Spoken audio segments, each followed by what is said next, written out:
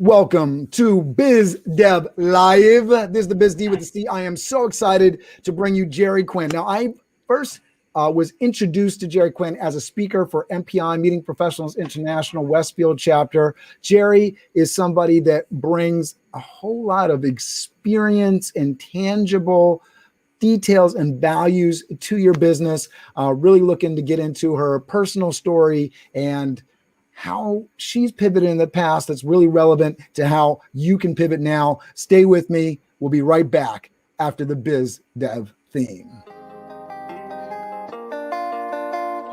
Biz Dev Live, weekdays at 11 Eastern Time. Biz Dev Live, weekdays at 11 Eastern Time. Biz D with C, brought to you by Cameron T. Biz D with C, brought to you by Cameron T. This is business development, not even selling it. This is intelligent. If you watch it, I promise you benefit. Leadership and motivation, empathy and inspiration. Leadership and motivation, empathy and inspiration. Biz Dev Live, weekdays at 11 Eastern Time. Biz Dev Live, weekdays at 11 Eastern Time. Biz D with C, brought to you by Cameron T. Biz D with C, brought to you by Cameron T.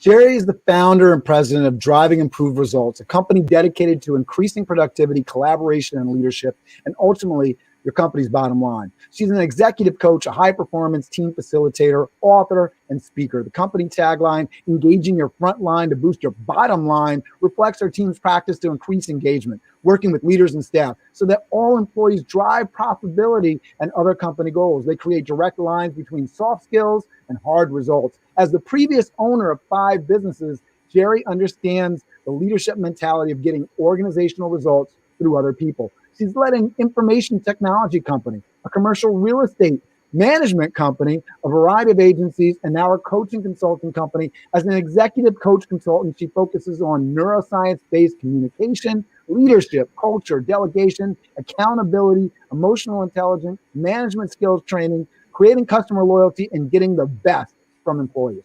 Her team includes other leadership coaches, management consultants, and Lean Six Sigma black belts. All team members have 30 plus years of experience. Really excited to get into it with Jeri today. Thanks for being on the show.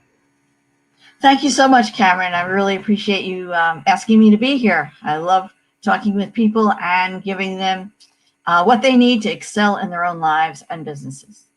That's awesome. So I know I gave that fabulous introduction. You're the author of 2 books. One is Business Divorce Institute, correct? And the other Loyalty Playbook. Talk to us a little bit about what you're doing right now. And then after that, what I'd like to do is kind of go back in history, talk about all the experience that's led you to present day. Sure. So right now I am working with individuals and teams and really helping them get through all the uncertainty that's part of the business world right now.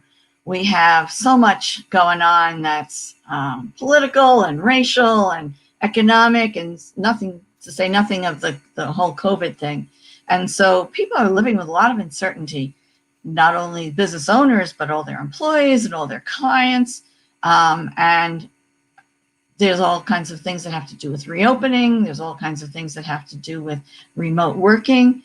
And there's a whole lot of leadership that needs to happen right now. And the leadership that has to happen has to focus on decision making. It has to focus on emotionally intelligent leadership. It has to focus on flexibility and helping us all make it through this really uncertain period.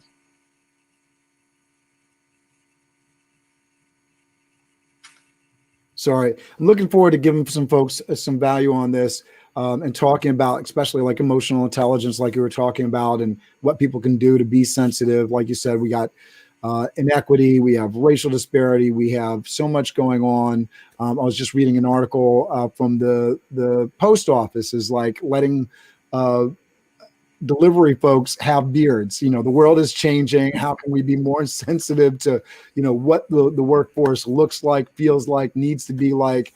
How can we let people do what they need to do?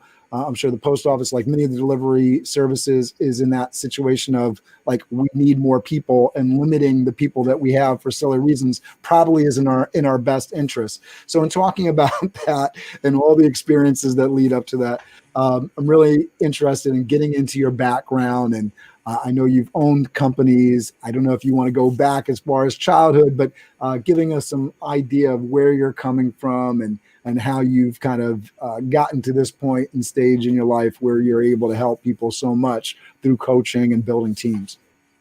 Yeah, so I get that. And service is a big thing for me. I grew up wanting to be a teacher. And so I was a teacher for a while. And then I figured, well, let me go be a super teacher and do some other things as well. So I went back and got a master's degree. And certainly we all make choices in our lives to help us further develop and to experience some new things. And then I went into social services because I was a dance movement therapist, and I was working with all kinds of clients. But then the whole computer revolution happened, and my husband and I started a mom and pop computer shop. So that was a pivot, right, from social services into some of the techie field. And I actually got into the training. How do you learn new operating systems? How do you learn new software? And I also learned how to run a business and how to start a business and keep it going, hire employees, create customer loyalty. And I also learned how to pivot because we started with computer supplies, but then we added on software, and then we evolved and added on computers. So each of those is a level of evolution. And I'm sure that most people in their lives have had some kind of an evolution like that. And then it turned out that as our business grew, we needed to build a building to hold it. And we did that. But then the business shifted, like big box stores starting to sell all the things we were selling. I was going to say, like, the time frame that you're talking about, I think this is 80s and 90s, and this is like, yeah. You got Crazy Eddie and wild stuff going on all over the place in the industry, in commerce. A very different time, but definitely rocking and rolling and changing very quickly. Well, yeah, and then Dell came along, and computers were then for sale on the internet. So we switched completely to services. That was a big pivot, where we did not only warranty service, but we installed networks, small networks, and then getting into big networks. And then we shifted our target market from individuals and hobbyists using computers to businesses who needed networks, and the front of the house needed to talk to the back of the house. And then we did CAD systems and accounting systems. So that was a big pivot to get into much more specialization. But I mentioned that I built the building, and then we kind of pivoted because then we didn't need as much space. So we rented out part of the building. We became a landlord. And so as a landlord, I learned property management in addition to all the business kinds of things that I had been doing. And then we had the opportunity to sell the business. So I sold the business. So now I went through all that due diligence process, whatever. And I worked for some other companies and whatever. But the next pivot was not only to be a landlord, but to take all the business skills that I had generated and become a business coach. And so out of those 5 businesses that I've had that were social service businesses and the computer business and a marketing business and a couple others along the way, property management, of course. I now had a instructional coaching consulting kind of business where I was helping small businesses really learn how to better manage a small business. And that's really served me well over the last 14, 15 years. And now I'm really starting on my 6th business, which is a resource referral platform, which is matching B2B so that B2B businesses can do referrals to one another. And so that's, in the works right now. So that's really, that's amazing. Really fun to get the 6th one going. Yeah, I see the need for that. I mean, you have so much so many businesses out there, right? So, we often get into this mind frame of like, there's not enough, or if I come in, there's one person that has captured the market and there's no space for me. But I find that that's really, really not true, right? There's plenty of abundance. And so the idea of linking, particularly small businesses, but large businesses even, to each other, and finding each other, because still, even with the internet, it's still difficult to find what you need sometimes. And sometimes you don't even know what you're looking for. So yeah, it's a Google search away, but what am I searching for? I don't even know if that service or thing exists. How do I find it? So having something there that links people together is something that is an amazing service. Very exciting. And so some of the referrals that we're generating are to create partnerships. Some of them and joint initiatives. Some of them are to create contractor-subcontractor relationships, but some of them are just to create vendor and client relationships. For instance, we've brought together a number of vendors who help businesses save money, like the utilities are famous for overcharging. So doing an audit so that people can get that money, business owners can get that money back, or getting refunds from the IRS for R&D tax credits, which many CPAs don't know how to do, but there are services that can do that. Or better buying contracts. All businesses can arrange better buying contracts for things that they normally buy, like shipping and payroll processing and those kinds of business expenses where they may not have had the best contract rates available to them, but with somebody negotiating on their part to let them know what's available, they can achieve better rates. And so we've gotten sales training and web development and all those kinds of things that people really have to reinvest in now to make a difference and be relevant in the next normal. Yeah, what sort of called out to me as you were talking about that and thinking about your history in terms of building up, Quinn Computers and having to transition, like I'm sure that you can probably pinpoint services that existed but you didn't know or weren't able to take advantage of at the time. Talk to me a little bit about when you were shifting gears, right? You built up this business. You were at a point where you needed to change or felt like you needed to change. What was sort of the trigger for that? Because I feel like people are very much triggered right now, right, in a lot of different ways. So what are some of the things, and maybe we can bring in this conversation around emotional intelligence, because I think emotional intelligence probably just starts with understanding your own emotions and what's tied to things. I remember like early on in March, as we were sort of walking into this COVID situation, I was on live with somebody on the air and they were like, you might enjoy now, do what you're doing now more than what you were doing before. And I've been building, my total event staffing firm in Westchester for the last 9 years. I have a lot of time invested in it, people invested in it. It's what I've been doing. So hearing that, it was like almost like a gut punch, because it's like, what do you mean I'm going to enjoy now what I'm doing now more than what I've been working on this for a long time? But understanding that emotional component of it, that I'm tied to it more than I need to be, and saying, you're right. I really enjoy, what I'm doing. I enjoy talking business. I love talking to people. I like doing this kind of thing. So yeah, this could be the way forward for me, not only as a way to sort of keep myself busy during the pandemic, but actually how to bring more customers in the door. I was looking at Google search results, and because I think I'm, so active on social media and promoting this show, we're getting more searches on total event staffing. Now that's turning into business, because live events are sort of foreboding, but it just speaks to that, sort of as you lean into whatever the situation, the benefits that can come out of it. So talk to me about that situation you had where you were sort of at that point where you were making those decisions and what went into that and how you made those next moves. Yeah. So whenever you see, if you're in a business, you should have some metrics that you're looking at on a regular basis. Like what is the sales? What's your pipeline look like? What are the revenues per employee if you have employees? How far out are you planning your revenue?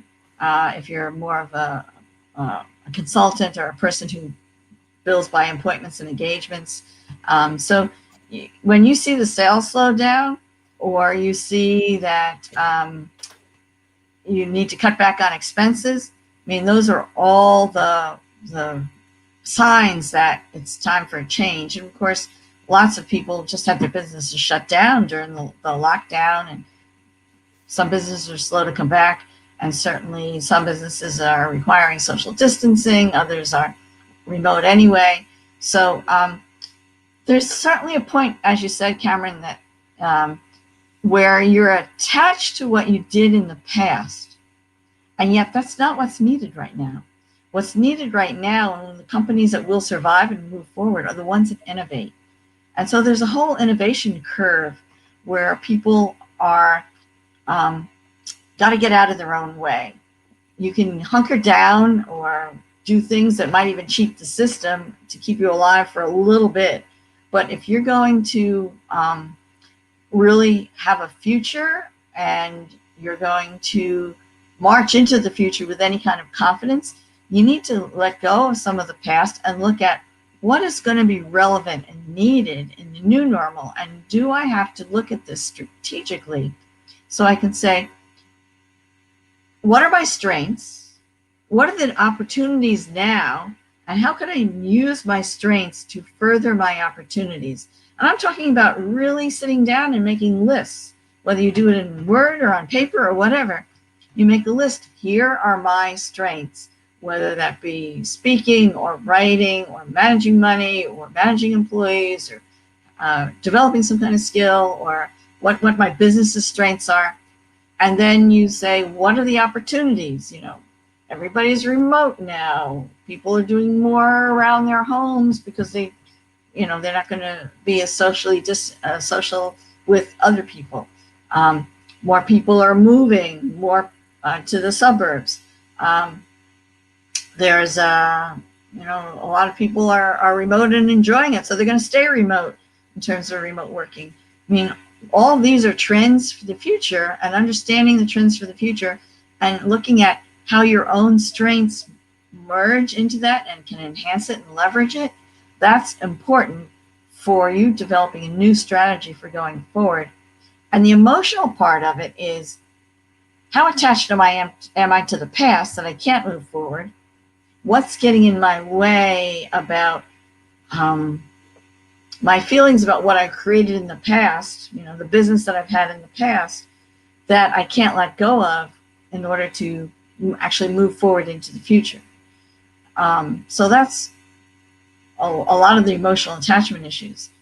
But emotional intelligence actually goes a little bit beyond that, because emotional intelligence is how you are aware of yourself in your own emotions, which is what I just talked about, but also awareness of others. And this is really important when you think about your employees or your customers. And some people have both, some people only have customers. It's really important to think in terms of this other person that I'm dealing with, who's my customer. They are experiencing life like I'm experiencing life. They've got kids, they've got parents, they may have grandparents who are very susceptible to what's going on health-wise these days. They're dealing with all the kind of same kind of complexity that I'm dealing with, the same kind of fears, the same kind of uncertainties. And who knows, maybe they had a death in their family. Maybe they didn't have a chance to say goodbye. Maybe they have college kids who are uncertain about whether they're going to bring home, COVID when they come home for Thanksgiving. They have all kinds of things that are going on in their lives right now. And here they are coming to buy from me. How can I honor them for making that choice? How can I assuage their fears and make them feel super comfortable? How can I give them the best customer service so this is an easy experience for them? And not only am I going to benefit because they'll come back again, but it's going to benefit them and make it easier for them to live their lives in a really uncertain and fearful time. And so that emotional intelligence that you extend to your clients or you extend to your employees, those are the kinds of things that you'll be remembered by. This is what creates your legacy. this is what people remember. You know, Maya Angelou said, people won't remember what you say. People won't remember what you do. People will just remember how you made them feel. And so how you make people feel right now is the most important thing for creating your legacy, for creating your future business, for the impact that you as an individual have on the world. And we all want to feel special. We all want to feel that we've contributed to somebody else. We've had an impact. You know, on your tombstone, they're not going to write down, she created a business with X number of employees and certain number of revenue. What they are going to say is, she made a difference. Her family and friends loved her. Absolutely. That's the kind of thing that you really want to think about in terms of the impact that you make. Yeah, I love it. And one of the things that we started doing, and I've kind of fallen off because my 14-year-old went back to school, but over the summer I had my 14-year-old in the office and we were sending very nice thank you letters to everybody. Not only were they thank you letters, but they were things that, you know, it was like, you were awesome. So you could actually, like, if you felt like it and you had a pin board, you could post it up. It could be inspirational. It'd stay up there. But that piece of staying front of mind, and I think about all the different ways that, you know, for very low cost, you know, can you reach out to your customers, you know, whether it's a valuable newsletter weekly or sending out cards or doing things.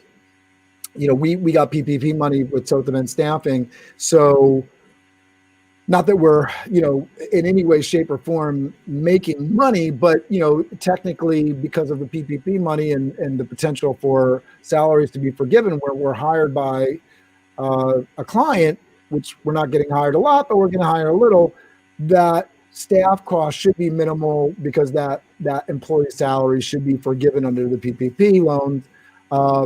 So the idea of doing a little bit extra and saying, hey, you know, at this point, you're not making money anyways. How can you remain front of mind? How can you make sure that when things go back to some sort of normal, can you be at the front of this client and their friends' minds when everybody's hungry to go back to doing events again? And I think that's applicable to a lot of people's businesses, because if you can think about it that way, if you're using this time, and a lot of people backed off of marketing and backed off because they weren't bringing in income, but that idea of leaning into it, if this business is moving forward, if it wasn't already on the decline before COVID, and you know that it's going to go back and you're willing to put that investment in, it's a really good idea so that, you know, you're ready to launch when things are coming off. Also the idea of, you know, which big lesson I learned, what other services, like you were saying, what are people doing now? What are things that you can do to sort of lean into to provide services that way?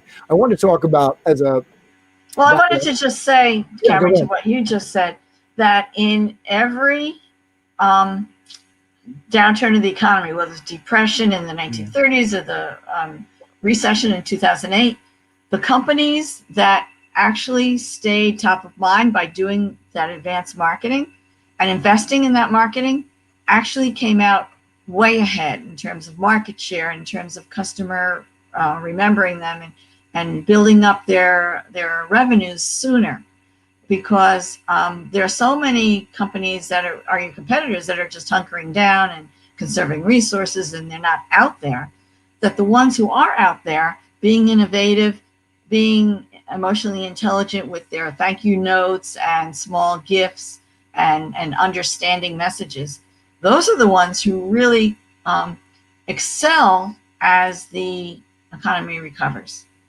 So, you know, that's been proven, that's been shown several times now through economic downturns. So be there, be there for your customers, be innovative. Yeah, absolutely. Just a couple companies going back to, you know, times that hopefully a wide breadth of people can remember. Just, you know, 10 years ago, right, we had Airbnb that was founded in 2008, which is now a household name, and maybe not necessarily the same level of household name, but Warby Parker, which for anybody that needs glasses like me is familiar, at least that they exist. Warby Parker, so among many other companies that were founded and started doing a lot better in the financial downturn. I want to talk a little bit about the other side of things. We talked about clients, but what about employees. As a guy that has 130 part-time employees, and we're not able to provide employment for a lot of people for the last 7 months and probably for the next 12 months, if not more. Employee engagement, right? So you're looking at companies all over the place that are part of the gig economy, with different levels of attachment to people. One of the challenges that I had very early on getting into COVID was like, I wanted to get everybody involved. Now, we're waiters and bartenders and chefs. These are not your most technically proficient people. Plus, did they want to, jump onto a weekly Zoom call for me? What was in it for them, kind of thing. What are you sort of recommending? Sort of take advice. I'm hopeful one day that I have enough people on this that we'll be able to jump back on and give a lot of people a lot of real-time advice. But I'm going to take advantage of you in the moment and get some advice from me. But hopefully it's relevant to other people as well. How are you recommending that companies engage their workforces during this time? Well, I deal a lot with this as an executive coach because I'm working with leaders all the time with employees. And it's important to remember that pre-COVID, most employees were not engaged. Only about a third were engaged, a third were kind of neutral, and then a third were actively looking for maybe the next opportunity, and we're looking to get out. And a lot of the times engagement is driven by management. So people quit jobs because they're trying to get away from a bad manager for the most part. But as the leader of a company, whether you're the manager or of that direct report or just the leader with several managers underneath you, what's really required now is flexibility. And as I said before, emotional intelligence. People want to be treated kindly. They want to be treated with some understanding of that you understand as the leader what they're going through. So parents right now really, really have it tough because they have kids who are at home and they're trying to get work done. And sometimes there's two parents and then there's splitting up the space. And sometimes there's not enough computers for all the kids and all the parents. And so sometimes a person's work has to be done at night after you put the kids to bed. And there's people have fear for their parents. They fear for all the different things that are going on in their lives. And they don't want to fear also that they're going to lose their job and then have no money to pay their rent. And so keeping people on, even though it's a hardship for the company, if you can squeak it through, if you can keep everybody employed, that's a big deal. Because parents and workers don't really need to lose their jobs right now. And sometimes it's going to be inevitable, but if you have kindness, people will really respond to kindness. They'll be more engaged. They'll remember you afterwards. The same kind of thing that Maya Angelou said, people remember how you make them feel. Well, we're seeing lots of flexibility in terms of remote work. So if you instead of having the every Monday morning 9 a.m. meeting, and it doesn't quite work out that way, if you have to shift it to 3 o'clock so that parents who are dealing with their kids being on school online, you have to make those shifts. If you have to extend some deadlines for some work getting done, if you have to change from time management to task management, if you have to allow for people to go to doctor's appointments and things like that, you just have to be more flexible.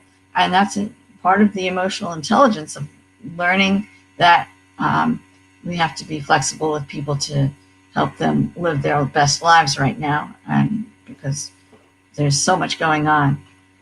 So that's really important with employees, that they get the sense of your own kindness as a leader and a manager, and that's going to build engagement. People are going to remember that you were kind when they needed kindness.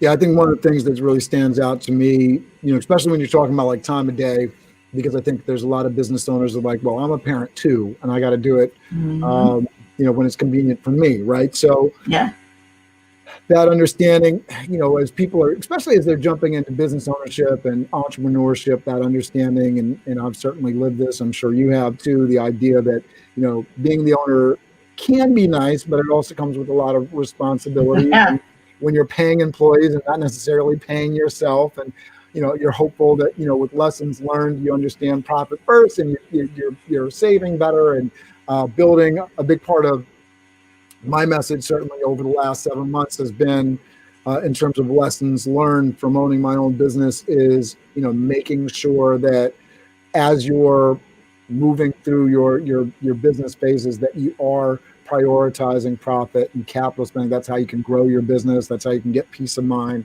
That's how, at the end of the day, even if you are moving things around and driving your own loved ones crazy because you want to do a 7 p.m. call to benefit your workers, that that there's meaning and impact for you. You don't feel like you're doing it without any positive results.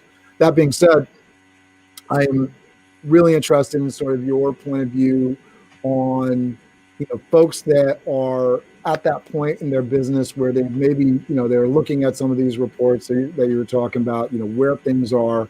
They're at that decision of like, do I double down and keep this going until things go around, look for other ways to build revenue, or do I sell this thing? Do I I think a lot of, especially when you talk about hospitality, there's opportunity for folks that have the capital and the bank to sort of, gobble up some competition or opportunity out there.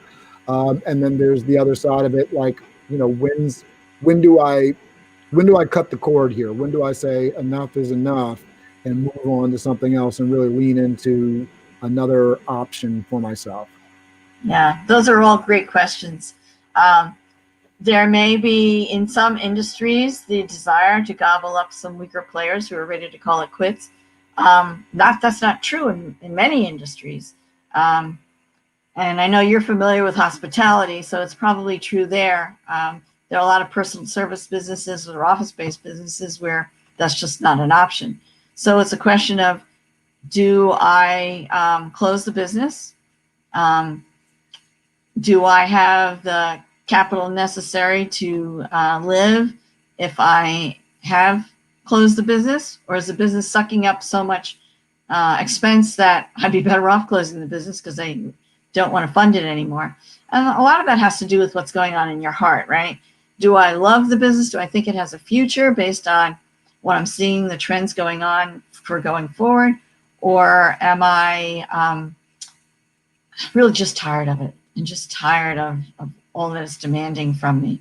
And do I have something better that I want to do? So some people will close up one business and start another, or have an opportunity to go to where they think there'll be much more, there'll be a chance for better revenues, or and more fun in their lives. So everybody is different. How do you make the decision? You look at what's going on in the trends. There are libraries who have market trends, and you can call up, for instance, the New York Public Library and talk to a researcher there, and they'll do some database research for you, and also maybe some periodical research for you, so that you can learn more about ongoing trends. And some of them are up to date with what's going on in this last 6 months. So, do some research. Don't just give up. I love that advice on the research thing. And I think that's always, again, going back to kind of what I was talking about before, like the resources that, maybe you knew about but didn't know how to access. So that's a great way. Go through your public library. I certainly utilize them for my book learning. I gobble up some books, and one of the ways that I kind of reduce my cost there, because I will buy things that I want to reference, but I will get it for free first and then give it a try. And if it was useful to me, then I go and purchase that book so I can call back to it and write notes on it. So it's a great way to access the information before you're fully invested in it. And I think there's a few different ways to kind of arbitrage the world. And that's a great way to, go after the public trends, going after the public library resources there. So I think that's a really valuable tip, Jeri. I want to say one more about that, because we all have different parts of our brain. So right here you have the prefrontal cortex, and more at the top of the brainstem you have the amygdala. The amygdala's job is to feel fear. It's to protect you. It was as early humans, keep us away from things that would actually cause our demise. And lately, of course, there's less things that cause our demise, but there's certainly things that make us fearful because they put us in places of vulnerability. But this prefrontal cortex, this is where we dream, we have vision, we bond with people, we create trust. So this is where a lot of positivity happens, and this is where a lot of negativity happens if you want to just get black and white about it. So before you make any really rash decisions, think about what you're going to do to give yourself an even playing field. Like if you're getting no sleep, your amygdala is really firing, right? You want to make sure you get a lot of sleep so that it gives more equal time to both parts of the brain. And you don't want to be in a negative space in terms of going down a rabbit hole of all the bad things that are happening to you and then trying to make a decision with all that really burdened in your mind. You want to come from an even place and so you can do things like to give yourself more positivity. Some people do it through running or swimming. Some people will do it through talking to other people and feeling that sense of bonding and trust with other people. Some people will listen to really great music or watch an uplifting movie. So you want to just watch your mood, that you're not making decisions based on the mood of the moment. You want to put your mind in a good place when you make strategic decisions. I love that brain science. It's so key. I've been doing college and career preparation for high school students at A. Philip Randolph Campus High School for the last 24 years. And usually when I'm talking to a sophomore, even a freshman, but sophomore, junior, senior in high school, and a lot of times when there's difficulties or challenges, it's as basic as, all right, what time you going to sleep? What time you getting up? Let's figure that out, because that is that baseline thing. We don't think about, sometimes we got, well, this is crazy over here, this is wild over here, but we're not paying any attention to these baseline things. Is there energy in the battery? Are you taking care of yourself? Right. Are you practicing an attitude of gratitude? Are you remembering what you're thankful for? Are you remembering to make sure that you're task oriented and goal focused? And we hear these things and we know we're supposed to do them, but so often, even successful folks fall into routines that are negative and can end up in a very negative place because they've forgotten to go back to these basics, and you get further and further away from your logic brain and more back to that lizard brain, right? Yeah, and especially now with all the uncertainty in the world, it's very easy to go into negativity. It's very easy. And so you really have to be especially vigilant to keep your attitude up, to take that walk outside, to connect with nature, to have phone calls with friends. I mean, we're all feeling so isolated, right? And Zoom doesn't always cut it in terms of all that we need to do to keep our spirits up and alive. Getting into meditation, doing some dancing, even if you're dancing with yourself or some kids in your life, all of that really helps to maintain some positivity. And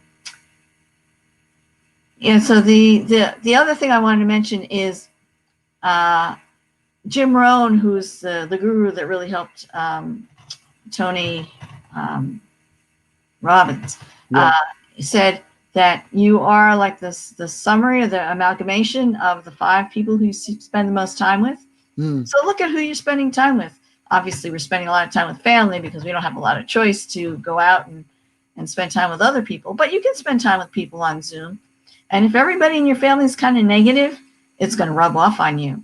So you're going to have to be especially vigilant to make connections with other people who are positive, who are, entrepreneurial, if that's your bent, and so that you can have that bolstering and that support. So I teach classes on entrepreneurship for New York City, for instance. And when I'm with them, one of the biggest things they say is, oh my goodness, some people who are in my tribe, some people who really favor entrepreneurship, because in their home environments, they've got a lot of naysayers, and they really need to have that mastermind of people who really want to move into business entrepreneurship and are encouraging them and supporting them and lifting them up. And so who in your life is lifting you up? And if it's not the people that you're living with right now, then go out and find some people on the internet and connect with them via Zoom or whatever you need to do to get some people who lift you up. Yeah, I love that piece of it, because I know for years I would sort of hear that, right? You are who you hang around with. And my family and friends, all good people, but not necessarily playing above my level. So you're looking for that mentor, and you're hearing over and over again, you need mentors in your life. You need, people that are doing what you want to do or beyond, right? To sort of help you and guide you. And I was sort of, I felt like, oh my goodness, I don't have these people. And only sort of recently in the past couple of years have I gotten comfortable with, okay, I don't have these people that I want in my life. I'm going to go, and I don't necessarily know this person that well, but I like what they're doing. They're playing at a level at my level or above. And I'm going to go ask them, hey, let's meet regularly. And I did that a few months back with somebody where, we set up accountability partnership, and she's amazing. She has her own business in Chicago, Chop Chop Mobile. And I always, sort of, when I'm telling the story, is like, I don't know why she agreed to it, because I don't know what I'm bringing to the table, right?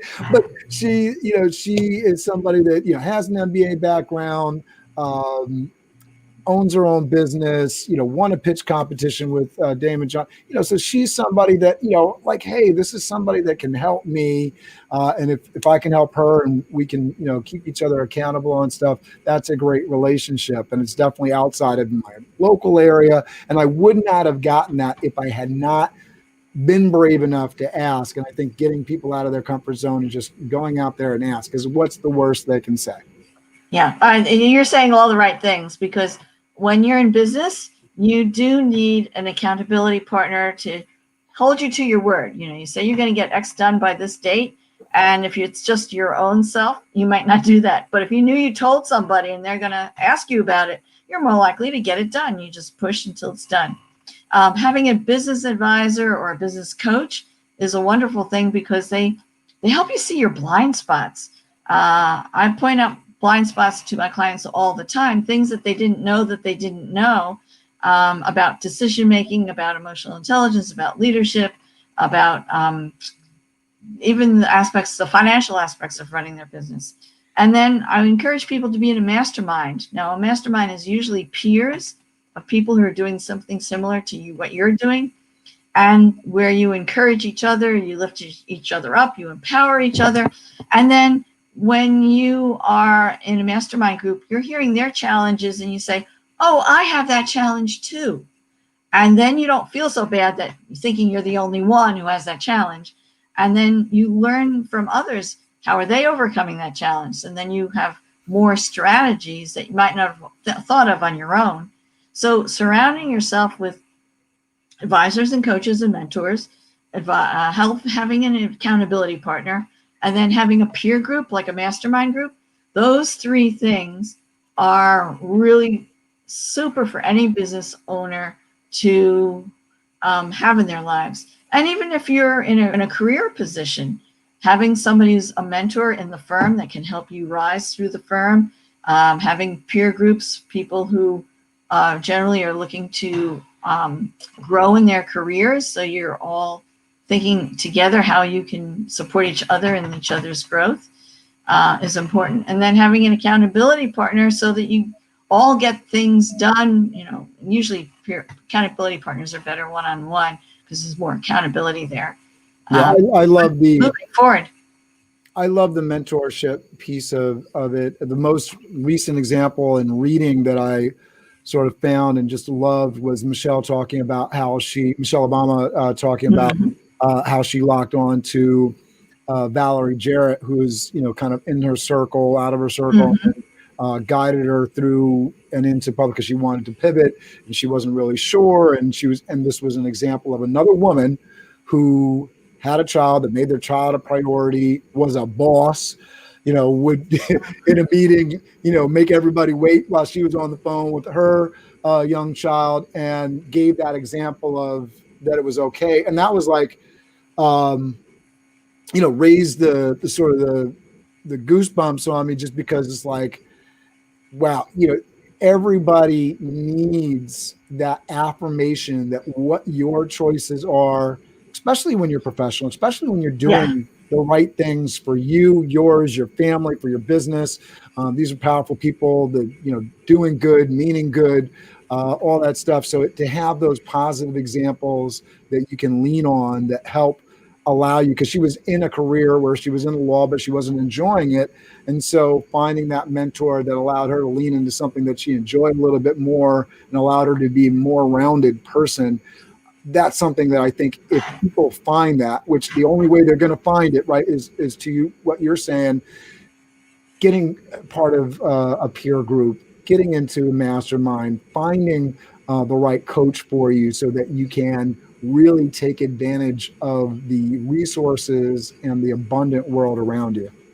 Yeah, so let me tell you a client story. So I worked with this young man who was kind of near the bottom of a 400-person insurance company, and he actually supervised 2 people. So he wasn't at the very bottom, but he was close to the bottom. Little by little, he decided to take on a coach that he would pay for himself so he could take his career to the next level. So we worked together for about 6 years, and he went from the supervisor 2-man group to one of the 4 division heads of the whole company. And basically he put himself, learned a lot about leadership, learned a lot about customer service, learned a lot about sales. He turned his annual income into his monthly income, and he just added more value, and was recognized, and he rose throughout the company to the point now where he's a leader of 1/4 of the whole company. And so a coach can really do that for you. A coach can help you grow your career, make good decisions, help you understand how to handle certain situations that come up with either your direct reports or with your manager, and really focus you on the things that the bosses are focused on. They're focused on not the exact job that you're doing. They're focused on, what are the values of the company? What's the vision of the company? And are you contributing to the big picture from the 30,000-foot view? And a coach can really help you think like a manager so you can become a manager. Yeah, absolutely. I'm looking at Jeri's LinkedIn right now, and you can find that link below on YouTube, and just so many people who just really appreciative of your services, your compassion, and working with them over the years. Talk to me about, maintaining relationships, right? We talked about employee engagement before. We talked about client relationships before. Obviously, in working with your customers, working with your team, how do you make sure that long-term relationships are serviced? Because we talked about the formation of a relationship, right? Go out and ask. But how do you service these relationships so that they stay long-term and people want to work with you over the long term? You talk about somebody that's working with you and coaching with you for 5 years. Obviously, results don't happen instantly, or at least not when you put them to the microscope. Usually, there's a lot of people out there that are going to say, work with me, and tomorrow everything's going to change. The sun's going to come out. But usually, it takes work. It takes exercise to build muscle. It takes practice to build expertise. So talk to us about those long-term relationships.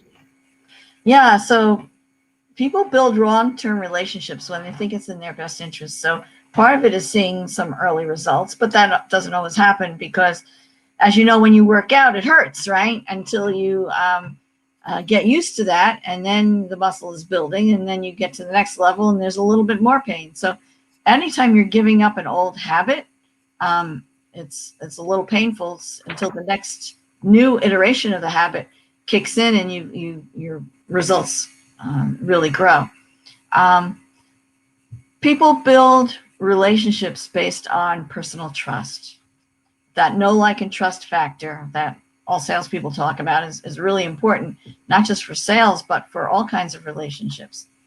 And as Maya Angelou, I'll say it again because it's such an important point. How you make people feel is what's important.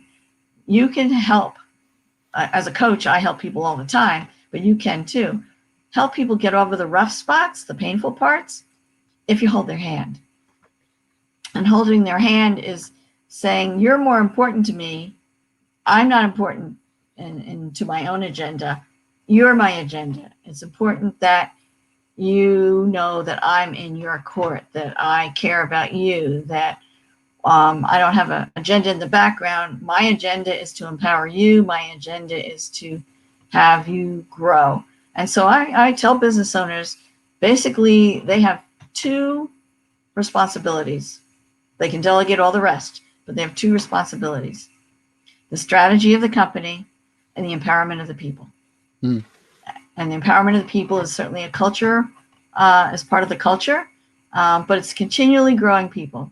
And that might be helping people, if there isn't a spot for them in their own company, helping them find a spot in a different company where they can be empowered to grow. That can be part of your legacy too. It might not serve your company in the short term, but it certainly services your company in the long term, because then you've got somebody who really respects you and trusts you and is favorable to you working in another company that can create partnerships and create relationships. I saw that when I lost in our computer business a really good tech. He was a tech that installed networks for us. It was really good with clients, and we were sad to see him go. But one of our better clients hired him away. Well, as upset as I was to see him go, he actually grew in this other company. So he became the head of their whole. He became their CIO, their chief information officer. Yeah. Chief information officer. Thanks. That's what I was looking for. And then he became our best client, and he turned this whole company into doing more and more and more business with us. So, people can serve you not only as an employee, but if they should happen to leave you, then they can actually serve you as becoming one of your better clients. So it's really important that as a business owner, you are looking at the strategy of the company, which we talked about, by pivoting and evolving and looking at different strengths and opportunities and what the world needs right now and what you can do for that.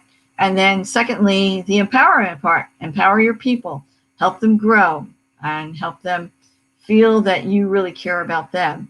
And that's what will help your business grow. And you may not see the immediate results, but you will certainly see it over the long term. Yeah, I love that. And the quote that comes to mind is that whole, straight to the point that you were talking about, and back to kind of the Maya Angelou thing, but train your employees, your partners, so well that they can leave, but treat them so well that they don't want to, right? That idea of value them and take care of them so that they understand they have a great situation.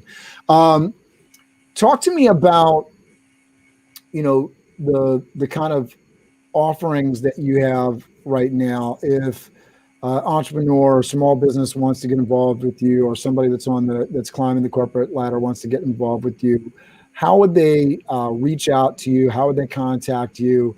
And what would be a good way to start working with you, Jeri? Yeah, so I'm an executive coach. So some people approach me just to work with them, to help them become better leaders. They can reach me by going to my website and filling out the contact form. That's www.drivingimprovedresults. That's improved with an ED and results plural, driving improved results.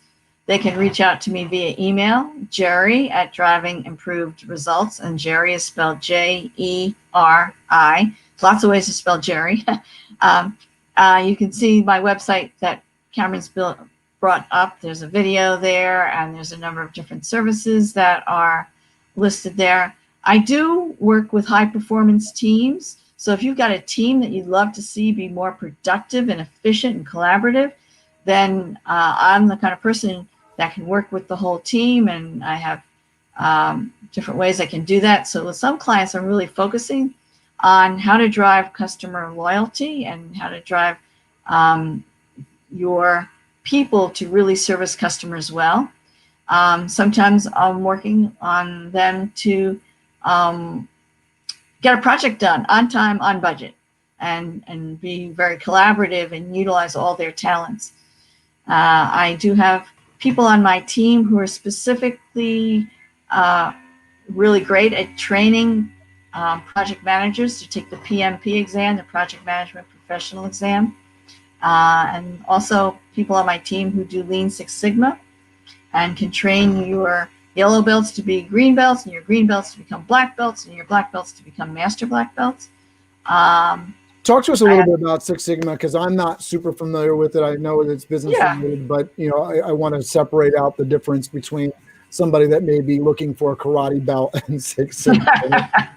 Yeah, so karate belt is kind of what gave birth to the whole idea of there's different levels of belts for levels of accomplishment. But Lean Six Sigma is about process improvement. If it costs X dollars to produce a widget, how can we take some steps out of that process so that we can then price the widget more cheaply because we can do it more efficiently? So you can either take that as more profit, or you can actually reduce the cost because your process becomes so much more efficient. And then it also has to do with quality. What is the voice of the customer? What are they telling you is the quality that they want? So how can we maintain that level of quality that really adds value to the customer while we make our process more lean and mean and efficient to get it to them at a really great price? And so there's a whole science built around that, where we involve your employees, because they're the ones who do the work, so they're the ones who know it best, to say, let's map out this whole process and let's see where we can combine steps or take a step away out of this detailed evaluation of the process so that we can save a whole lot of money. So that's awesome. Where we're at doing that. That's awesome. And I'm just going to show off right now. You can go and you can buy on Amazon. There's a link down below for the Customer Loyalty Playbook. I'll make sure to post a link for the other book as well, the Business Divorce Institute.